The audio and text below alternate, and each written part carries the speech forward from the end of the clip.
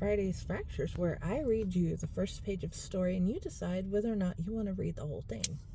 We are continuing our romp through the Riverside Chronicles. With this next story, it pulls the fibers from its skin.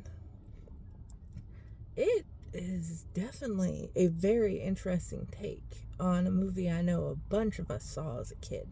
One of my favorites.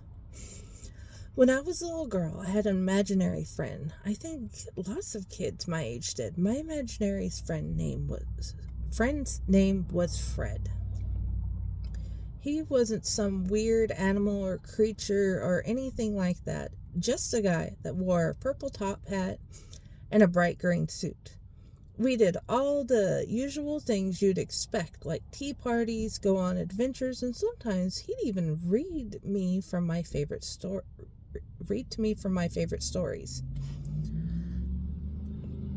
I didn't have any brothers or sisters, and my parents worked a lot, so Fred quickly became my entire world. He was a funny man, always telling me jokes, even though I didn't always get the jokes. Fred would laugh so hard at himself that I couldn't help but laugh too. I remember one day I had gotten off the bus on my way home from third grade, used my key to unlock the door, and found a note at the kitchen table like I always did. It was from my mom. She told me my dinner was in the fridge. I had just learned how to use the microwave recently, and I was in that phase where every excuse to use it still excited me. I grabbed a container of leftover lasagna from the night before, threw it in the microwave for a few minutes, and poured myself a glass of milk.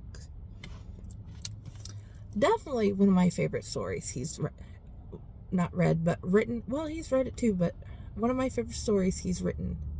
So please go check it out.